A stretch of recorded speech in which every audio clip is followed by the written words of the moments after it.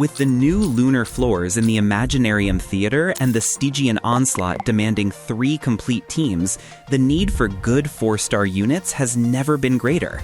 So today, we'll be breaking down the best 4-star characters, from those that are utterly broken to the ones that are, well, literally trash.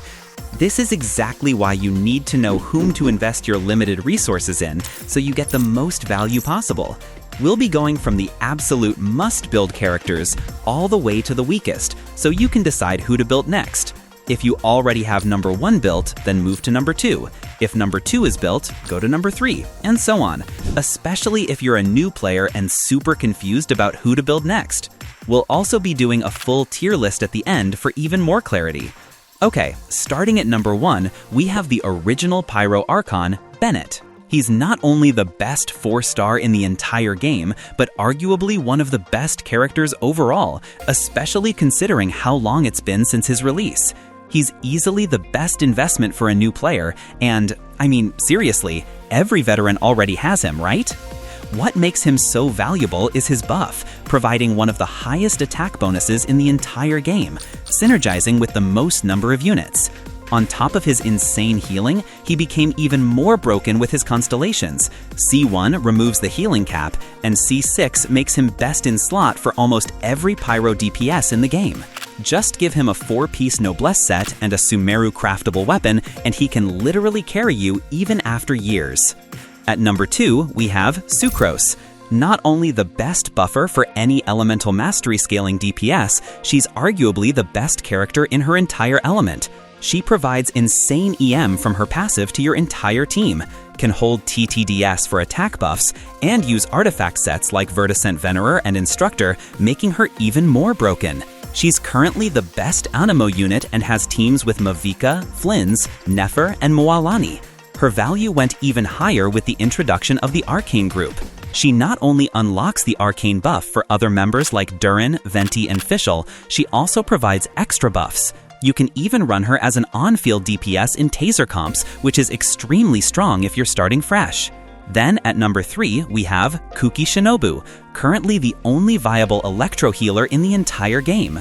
Her healing scales off her max HP and Elemental Mastery, which means you can just stack EM and she becomes viable in both Hyperbloom and Taser comps. Since both of those reactions rely heavily on Elemental Mastery, she's insanely flexible.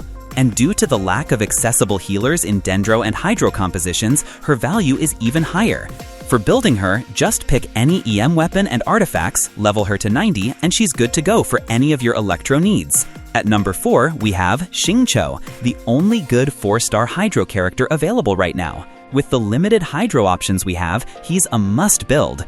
He's currently the best Hydro applier for your Electro and Hyperbloom teams, or for any DPS who relies on normal attacks. With universal sets like Emblem and Noblesse, and weapons like Sacrificial Sword, he's broken and works with an insanely wide range of characters, making him a must-build for any new player. He also provides buffs like resistance to interruption, damage reduction, and even small healing, which can be very important if you're just starting out. At number 5, we have Yaoyao. Her value is insane, as she's the second healer in the entire Dendro element. And with Baiju being a premium 5-star and not easily accessible for new players, she's a must-build.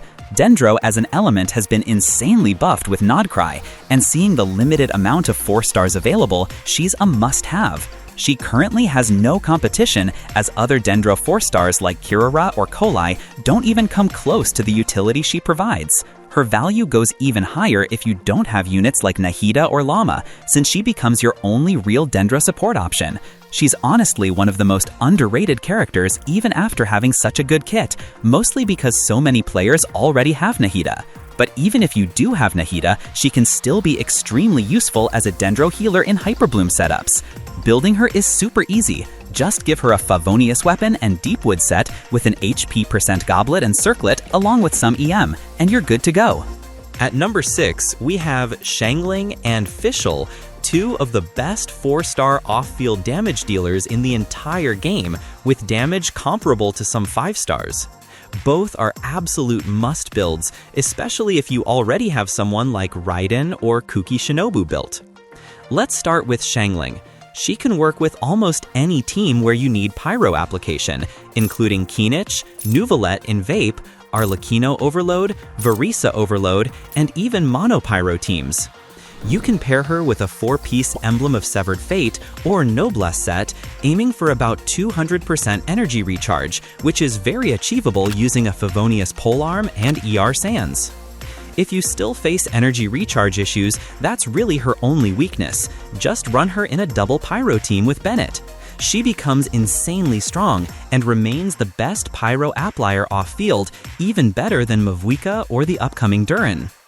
Talking about Durin, Fischl is another arcane member similar to Sucrose, and one of the strongest off-field Electro applicators and damage dealers. A 4-piece Tenacity of the Millilith or even a 4-piece Golden Troop set works insanely well for her, especially in teams with Arlecchino and Verisa for overload setups, or with Flynn's and Sucrose in Electro charge teams. She even helps unlock the Arcane state, providing additional buffs that are frankly insane. She can offer up to 22% attack in overload teams with 2 Arcane members, for example Durin, Fischl, and Klee, and around 90 Elemental Mastery in Electro charge setups. That makes her an absolute must-build unit. As a new player, both Fischl and Xiangling can carry you, and even act as your main damage dealers while being off-field. And with this, we're done with the must-build 4 stars for any account. Now, let's move on to some important 4 stars that can become insanely strong depending on your account needs. The first name that pops up is Chevros, the best overload support in the entire game. Even at C0, she's a must-have for any overload team with extremely high value. Whenever you hold her skill and trigger overload reaction, she provides up to 40% pyro and electro resistance shred and as much as 40% attack bonus based on her HP. She's insanely strong and heals your entire team while doing so. With F2P weapon options like Favonius Lance or Black Tassel and artifact sets like Noblesse Oblige, her build is incredibly cheap. Just focus on stacking as much HP as possible, targeting around 40,000. Characters like Arlecchino, Verisa, and Chlorand all share their overload teams with Chevros, making her a must-build for these characters.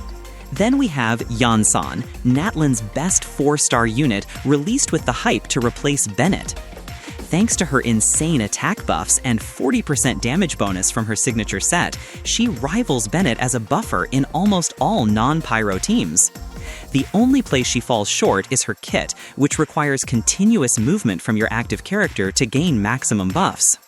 That makes her broken with Natlan DPS and great with units like Chlorand, but she can fall off in other situations. Still, she's an insane second backup if you need attack buffs and are already using Bennett in another team, especially for the new endgame modes. Coming to other units, Lanyon can be insanely broken if you don't have Sucrose and need a defensive option rather than pure buffs.